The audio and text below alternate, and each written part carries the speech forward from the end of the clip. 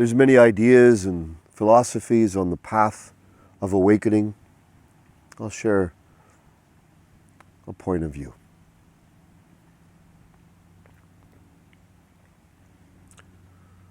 For me,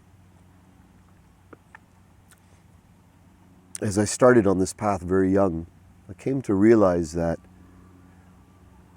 there's this active side of gain, moving forward, driving, the life ambition, the natural survival instinct, the natural evolutionary instinct, the natural winning instinct in me. And it was strong coming from my family dynamics, entrepreneurship, as well as from my mother's side, social help and service, my father's side, entrepreneurs going way back.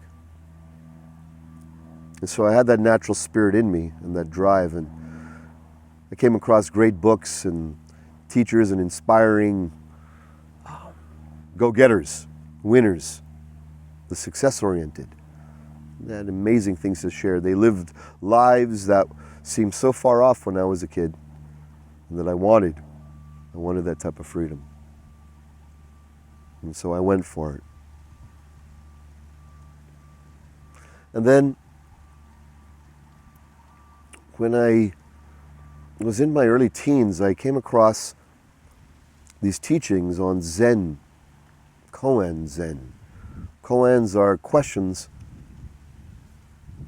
which you ask yourself, which a master would give you in a Zen sesshin, meaning a deep dive retreat, where you're given these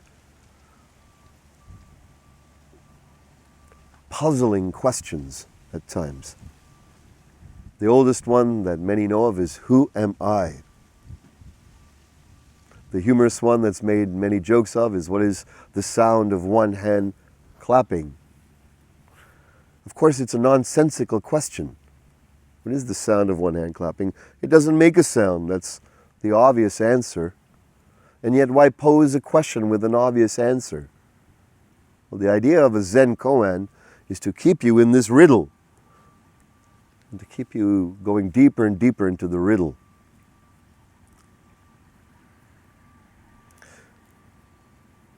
One of the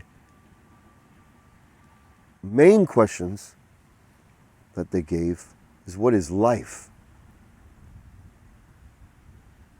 What is life? And supposedly, purportedly, this was Buddha's essential question. What is the meaning of life?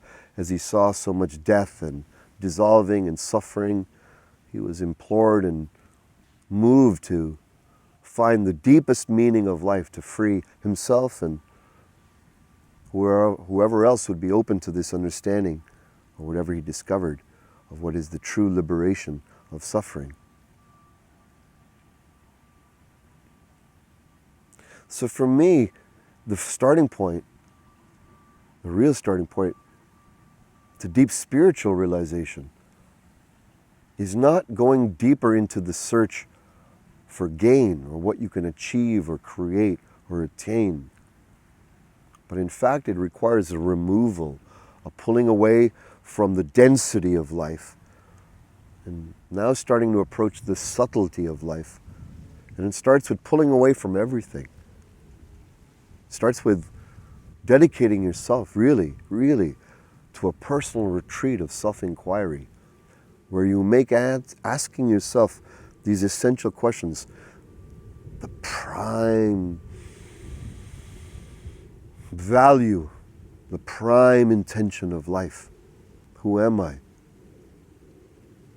What is life? What is death?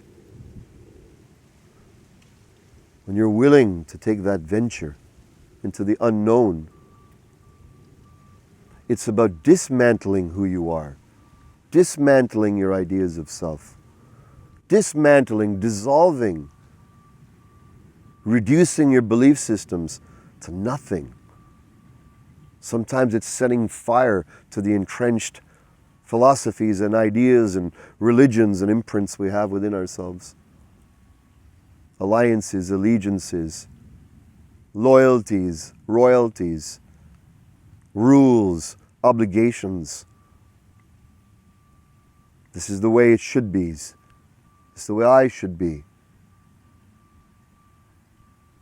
These things all come up in deep meditation when you're willing to pull away and sink in and dismantle the very root of yourself. This is the purpose of a koan. These are self-destruction tools. Not here to aggrandize yourself, not here to put you on the front cover of anything, or get ranked the highest anywhere, or be seen with the most views, or get you on the most talks or stages, or have the biggest accounts, or goods, or hot people around you, or fanfare of any sorts. Real spiritual practice and illumination is about being willing to dissolve all of that. It's about going to the place where you can't have your cake and eat it too.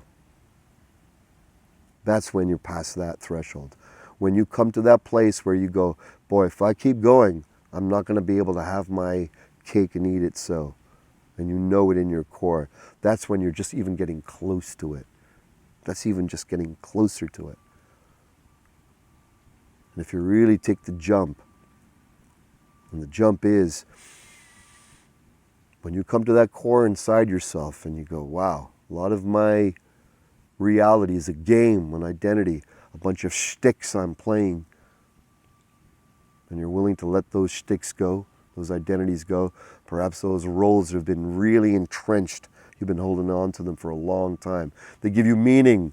They give you love. They give you sex. They give you money, these identities. And you fear that if you let them go, and you don't live out from those identities and perpetuate them and stoke those falsities in yourself, those games, those the acting, the bullshit, spewing. It's about self-destruction, dissolving. It's not about annihilating yourself, like bombing yourself. It's the opposite.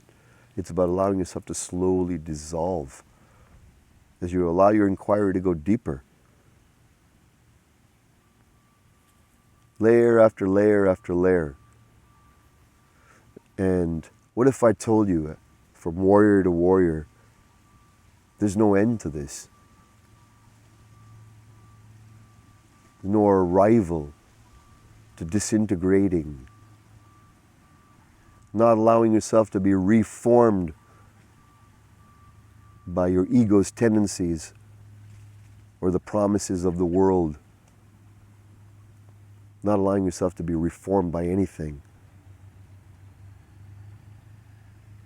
And you're willing to do that and willing to live with what remains, then you're walking solidly on this path which has zero terrain.